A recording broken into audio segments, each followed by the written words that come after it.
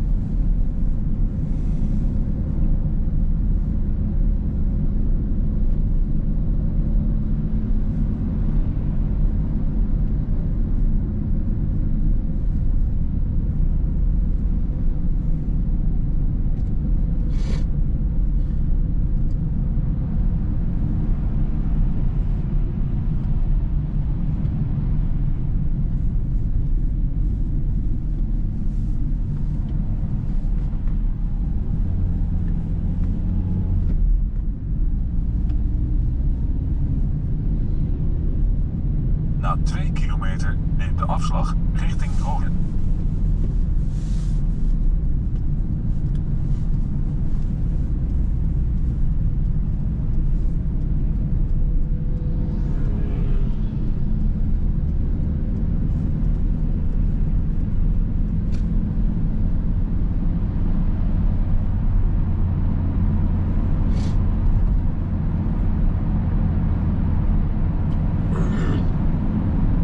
Na 1,6 kilometer neemt de afslag richting Rooyen.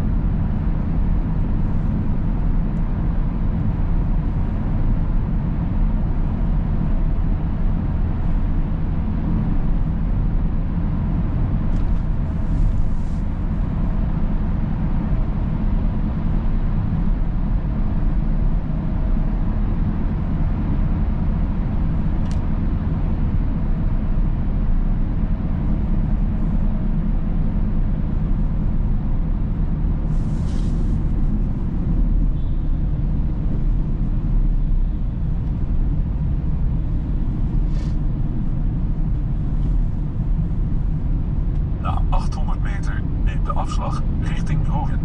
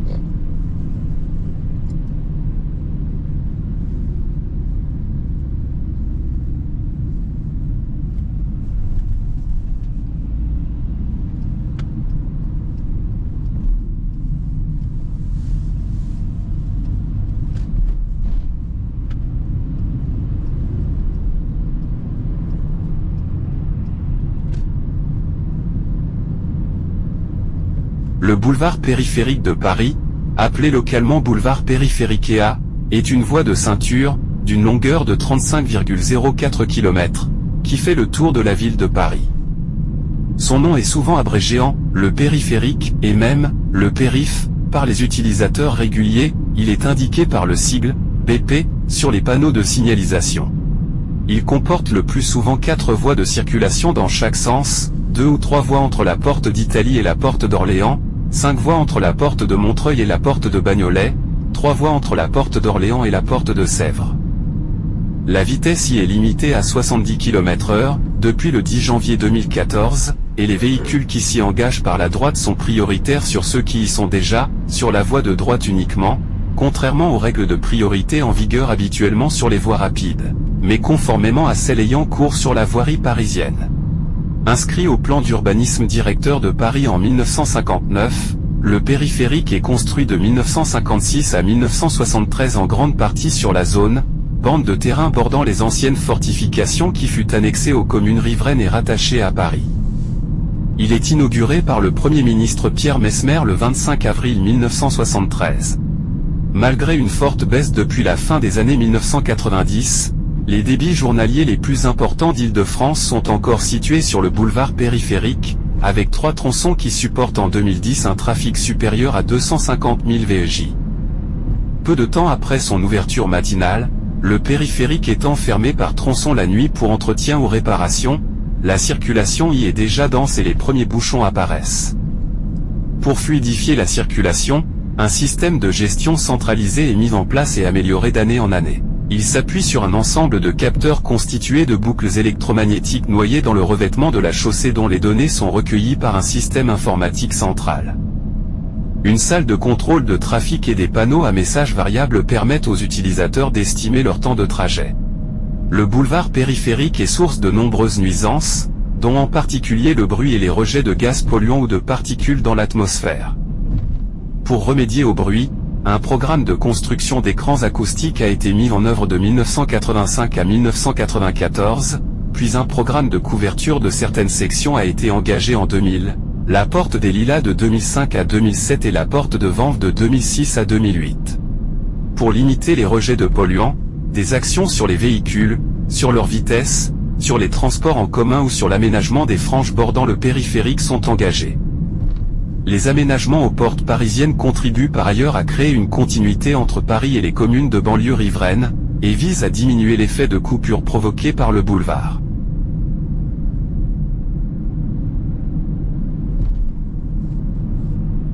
Louis-Philippe, proclamé roi des Français en 1830, est convaincu que la clé de la défense du territoire consiste à empêcher que Paris ne tombe trop facilement aux mains d'armées étrangères comme en 1814. Aussi conçoit-il le projet de construire autour de la capitale une enceinte de fortification qui rendrait la ville imprenable d'eux. Un premier projet est présenté à la Chambre des députés au début de 1833 par le maréchal Soult, président du Conseil et ministre de la Guerre. Il suscite d'emblée une très vive résistance de la part de la gauche, dont les orateurs soupçonnent ou feignent de soupçonner de la part du gouvernement des arrière-pensées de politique intérieure. On affirme que les fortifications sont en réalité destinées non à défendre la France, mais à menacer les Parisiens au cas où ils viendraient à se révolter contre le pouvoir royal. Adolphe Thiers, considérant que le traité de Londres du 15 juillet 1840 porte en germe une nouvelle menace d'invasion, saisit l'occasion pour faire déclarer d'utilité publique et d'urgence la construction de la nouvelle enceinte. Le 1er septembre 1840, le général Dodt de la Brunerie est nommé directeur des fortifications de Paris. Le 13 septembre, le Moniteur annonce la décision. En 1841, pour mener les travaux à bien malgré les réserves du Conseil général de la Seine, une loi est préparée pour ouvrir les crédits, 140 millions de francs hors 3, nécessaires à la création de l'enceinte fortifiée qui s'appellera l'enceinte de Thiers, du nom du président du Conseil. Le projet de loi est examiné en commission le 21 janvier puis est voté par la Chambre des députés le 1er février par 237 voix contre 162. La loi est ensuite votée par la Chambre des Pairs, 147 voix contre 85, et promulguée par le roi Louis-Philippe le 3 avril. Le programme des travaux prévoit la construction de l'enceinte de Thiers proprement dit, un mur d'enceinte continu embrassant les deux rives de la Seine, et 16 forts détachés. Les fortifications sont terminées en 1844. À leur construction, les fortifications englobent non seulement Paris, mais également tout partie d'un anneau de communes situées autour de la capitale, Montmartre, La Villette, Belleville, Charonne, Bercy, Montrouge, Vaugirard, Auteuil, Passy et Batignolles-Monceau. Avec leur annexion en 1860, Paris étend ses limites directement jusqu'à l'enceinte de Thiers.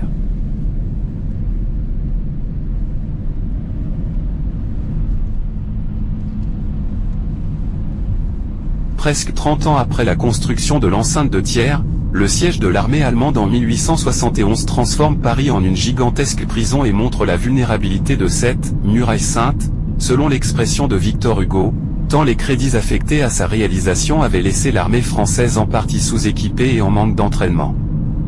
Le rempart n'était rien de plus qu'un mitaine. Son démantèlement est envisagé dès 1824. La zone est peu à peu occupée par des constructions sauvages et abrite environ 30 000 personnes au début du XXe siècle. Une population pauvre va commencer à s'y installer, on appellera les gens de cette zone les zoniers, 5, et non les zonards. Construisant des taudis, ceux-ci provenaient essentiellement du petit peuple parisien chassé par la spéculation immobilière qui accompagna les transformations de Paris sous le Second Empire, l'ampleur des travaux, l'afflux d'ouvriers, ainsi que par les paysans chassés par l'exode rural et transformés en prolétariat urbain. Les fortifications de Paris sont déclassées par une loi du 19 avril 19196. Les fortifications sont détruites à partir de 1919.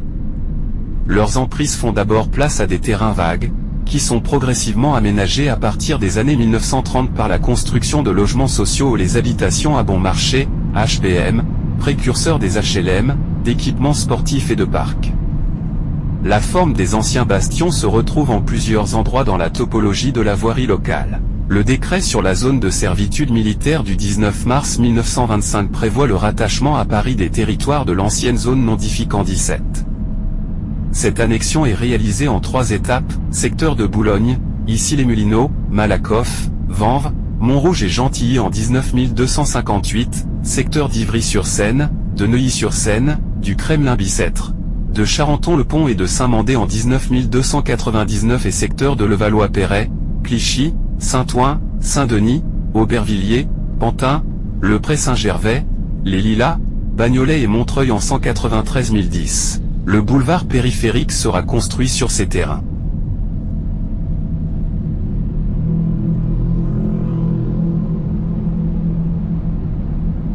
Na 3 kilometer, houd links aan.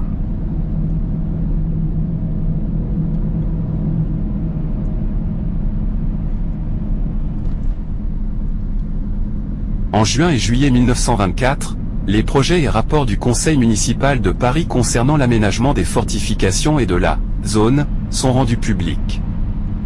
Dès 1925, le journaliste Louis Baudry de Saunier, spécialiste des transports terrestres, évoque un large boulevard circulaire sur l'emplacement des fortifications, à 1. En 1930, les premières procédures d'expropriation de la zone débutant à 2. À la fin des années 1930, l'ancien boulevard militaire, nouvellement aménagé, connaissait une circulation déjà difficile, 20 000 véhicules par jour par endroit, malgré sa chaussée d'une vingtaine de mètres de largeur et ses 8 passages souterrains. Dès 1940, s'imposait l'idée du doublement de ce boulevard par l'établissement à la limite de Paris, sur les terrains zoniers rendus disponibles, d'une nouvelle rocade destinée à assurer la circulation de transit et déjà baptisée boulevard périphérique 11. Le 1er juillet 1943, le plan de 1924 est remplacé par un nouveau document titré « Boulevard périphérique » et présenté ainsi dans la revue Urbanisme. Numéro 86 de janvier 1943, P15, plus de 30 centres scolaires vont être établis sur les terrains définitivement libérés, complétant l'équipement sportif nécessaire de Paris, entre eux, des jardins, des squares, des promenades publiques utilisant les accidents favorables de terrain, se développeront en ordre continu. Une voie de grande circulation continuera, à l'extérieur, ce vaste ensemble, elle recevra toutes les circulations suburbaines et assurera, mieux que nos anciens boulevards militaires devenus des voies urbaines, une liaison rapide entre les autoroutes nord, et sud et ouest prévues au plan directeur de la région parisienne, 12. Mais le projet de 1943, à part quelques rares ébauches de réalisation, restera, dans les cartons, B2.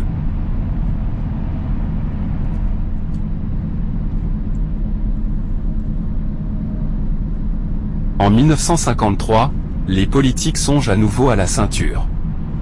À l'époque, marquée par le baby-boom, le besoin de logement et d'équipements scolaires devient urgent. L'état de désolation de la zone et la médiocrité des franges bâties, côté Paris comme côté banlieue, sont manifestes. Au vu des développements de la circulation, la nécessité d'un boulevard périphérique s'impose, mais pensé comme un boulevard urbain qui ne constituerait pas une fracture. Le vide dans lequel il sera créé est perçu comme un liant capable, sous forme d'espace vert, d'assurer cette sutureb. Bernard Lafay, président du conseil municipal de Paris, publie en 1954 une étude sur l'urbanisme parisien, réalisée avec le concours de Raymond Lopez, architecte en chef des bâtiments civils. Dans le chapitre circulation, il propose un projet général d'aménagement coûtant environ 60 milliards, soit à peu près le budget de la ville de Paris pour une année entière et dont la réalisation peut être étalée sur 15 ans. Le projet comprend une rocade intérieure intramuros, une rocade périphérique et un axe nord-sud. La rocade intérieure intramuros, d'une longueur de 20 km, serait constituée des tronçons suivants: la tranchée couverte du chemin de fer Auteuil, Saint-Lazare jusqu'au pont de l'Europe, une voie nouvelle à créer jusqu'au environ de la gare de l'Est, le canal Saint-Martin recouvert, les boulevards Saint-Marcel, Arago, Pasteur, Garibaldi, le viaduc existant enjambant l'île aux Cygnes et enfin l'ancienne voie ferrée Champ-de-Mars avenue Henri Martin jusqu'à son raccordement avec la voie ferrée Auteuil, Saint-Lazare. Le nombre d'immeubles à démolir serait réduit et cette voie à grande circulation ne comporterait pas de croisement à niveau avec la voirie existante. Ce projet en tant que tel n'aboutira pas en tant que rocade sans croisement à niveau, mais certains tronçons seront aménagés. Ainsi, la section de la ligne d'Auteuil entre l'avenue Henri Martin et l'extrémité sud du tronçon à 4 voies sera recouverte en 197 214. Le pont de Grenelle, s'appuyant sur l'île aux Cygnes, sera reconstruit en 1968. Les parties restées à ciel ouvert du canal Saint-Martin ne seront pas recouvertes. La seconde rocade périphérique, d'une longueur de 35 km, double extérieurement les boulevards dits militaires, boulevard des Maréchaux, et il est proposé qu'elle soit traitée en autoroute 13. Le début des travaux de cet aménagement, qui deviendra le boulevard périphérique, sera inscrit au programme 1956 à 1961 dès 1955.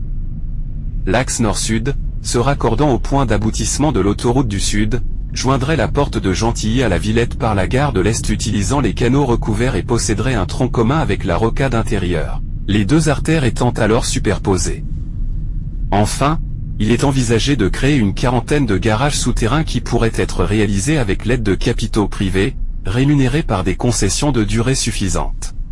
Concernant la rocade périphérique, le plan d'orientation est subdivisé en 7 secteurs, confiés à cet architecte urbaniste, dont les limites débordent de celles de la ceinture. Les 7 avant-projets sont acceptés à l'unanimité et 6 mois plus tard, les travaux commencent du côté parisien sans que les études soient poussées plus à fond. Au boulevard périphérique de 1943 se substitue un nouveau profil de rocade autoroutière à grand débit. La réalisation de 3 tronçons est inscrite au programme 1956 à 1961 de grands travaux routiers à Paris 17. La section comprise entre la porte des Poissonniers et la porte de Clichy d'abord, dont la réalisation est programmée de 1957 à 1961, comprend la réalisation des passages inférieurs et supérieurs des portes de Clignancourt et de Saint-Ouen. Le coût des travaux est estimé à 5 570 millions de francs. La section comprise entre la porte de Clichy et la porte de Neuilly ensuite, programmée de 1958 à 1961, comprend la réalisation des passages inférieurs et supérieurs des portes des Ternes, Champéret, d'Asnières et de Clichy. Le coût des travaux est estimé à 4 800 millions de francs. La section comprise entre la porte Dorée et la porte de Pantin enfin comprend la réalisation des passages inférieurs aux portes de Vincennes, de Montreuil, de Bagnolet, des Lilas, de Chaumont et du passage supérieur du Pré Saint-Gervais. Le coût des travaux est estimé à 6 700 millions de francs et la réalisation est programmée de 1959 à 1961. Le 23 décembre 1954, la décision de réaliser un premier tronçon d'une rocade routière est prise. Elle concerne une section d'environ 6 km de la partie sud du boulevard périphérique dont le coût est évalué à 5 200 millions. Elle figure dans le programme de démarrage de la tranche urbaine du Fonds spécial d'investissement routier à concurrence d'un premier crédit de 1770 millions, correspondant à une subvention de 50%, soit 885 millions de francs. Cette section doit s'étendre parallèlement au boulevard militaire, de la porte de la Plaine, raccordement au boulevard Lefebvre. À proximité du parc des expositions, au boulevard Masséna, raccordement à proximité du boulevard de la Porte d'Ivry. En 1957, les hauteurs libres sous poutre des ouvrages d'accès à la rocade sont arrêtées à 4,75 mâts 3. En 1959, le périphérique est définitivement inscrit au plan directeur d'urbanisme. La section comprise entre la porte de la Plaine et la porte d'Italie est la première achevée. Elle est inaugurée le 12 avril 1960 à 4. Elle présente une largeur d'emprise de 60 mètres avec 3 chaussées, 2 chaussées à grande circulation de 10,50 mètres de largeur chacune, séparées par un terre-plein central de 2 mètres et qui sont franchies dans les grandes artères radiales à niveaux différents, et une chaussée de 12 mètres séparée des précédentes par un terre-plein planté d'arbres et destiné à la desserte des immeubles situés en bordure de la capitale, ainsi qu'à la canalisation vers les grandes artères radiales du trafic provenant des voies de l'approche banlieue. L'intégration du district de la région parisienne amène à faire rapidement évoluer les investissements et le rythme de réalisation de l'ouvrage, qui est par ailleurs redimensionné de façon ambitieuse. La décision interministérielle du 4 février 1963 amène une évolution de la clé de répartition du financement, auparavant fixée pour moitié entre la ville de Paris et l'État. Elle est alors répartie à raison de 40% pour l'État, 40% pour la ville et 20% pour le district A5. Les réalisations vont s'échelonner de 1960 à 1973. Ainsi pour la partie sud 19 après la section inaugurée en 1960, la section de la porte de Châtillon à la porte de Vanves est terminée en septembre 1962, celle de la porte de Vanves à la porte de la Plaine en novembre 1963, celle de la porte de la Plaine à la porte de Sèvres, en septembre 1964, celle de la porte de Sèvres à la porte du Point du Jour en septembre 1965, celle de la porte d'Italie à la porte d'Ivry en janvier puis juin 1968 et celle de la porte du Point du Jour à la porte de Saint-Cloud en avril 1970. Pour la partie nord, les travaux commencent par la section de la porte de Saint-Ouen à la porte de la Chapelle. Le général de Gaulle visite le chantier de l'échangeur de la Chapelle le 14 mai 1966. Cet échangeur comporte 4,5 km de voies de raccordement s'entrecroisant sur 3 niveaux différents sur une surface de 8 hectares et a nécessité la construction de 12 ouvrages de largeur et de portée variable. Les travaux ont commencé en octobre 1964 et la section est mise en service en octobre 1966. Elle est suivie par la section de la porte de la Villette à la porte du Pré Saint-Gervais, en décembre 1966. Le 10 février 1967, le tronçon entre la porte de Saint-Ouen et la porte des Lilas est inauguré par le Premier ministre, Georges Pompidou à 7. La section de la porte de la Chapelle à la porte de la Villette est inaugurée en mars de la même année.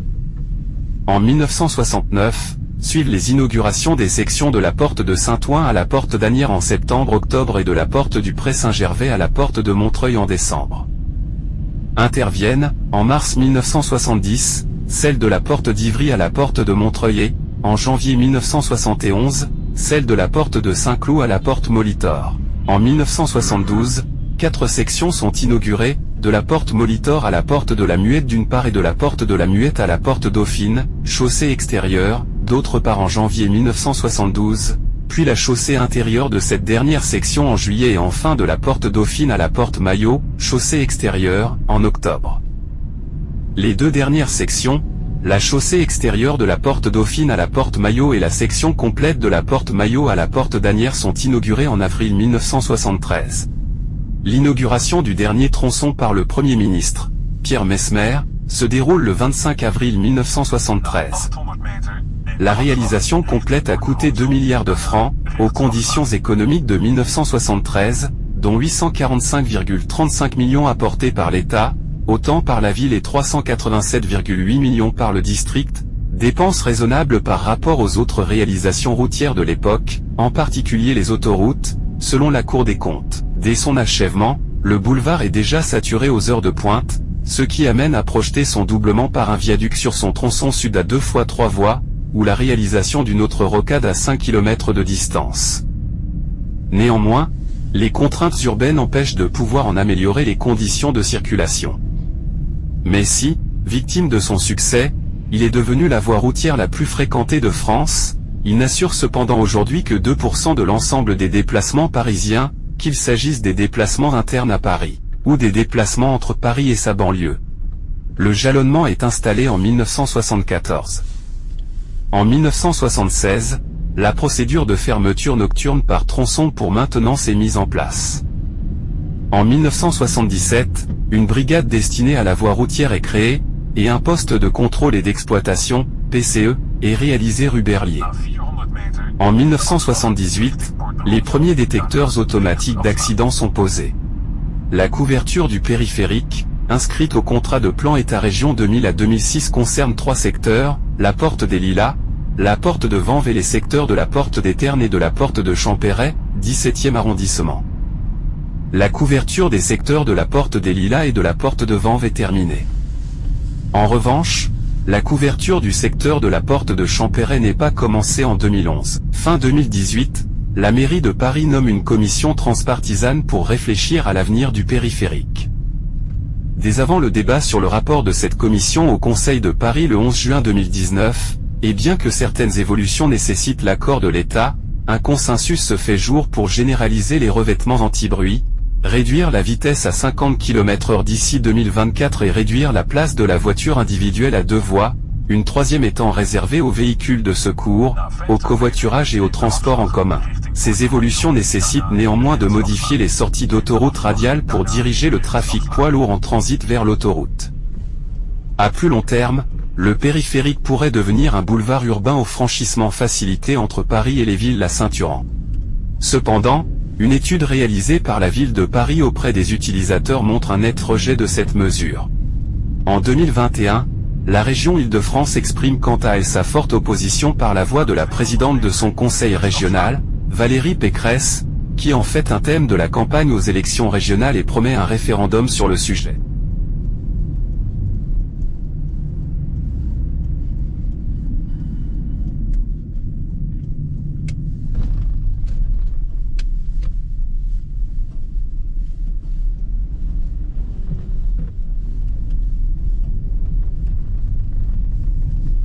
Afslaan.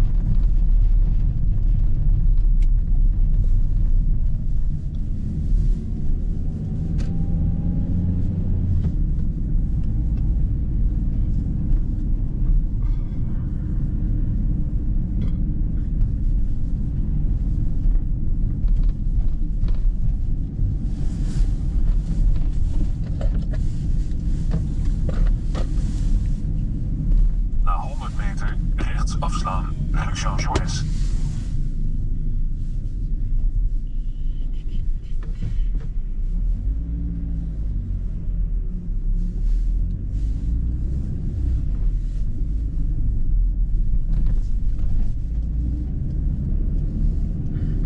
Rechts afslaan.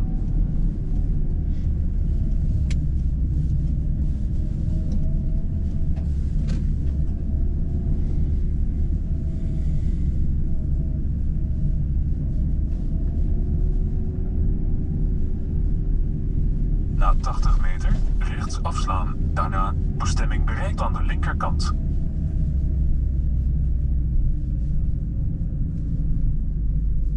Rechts afslaan, daarna bestemming bereikt aan de linkerkant.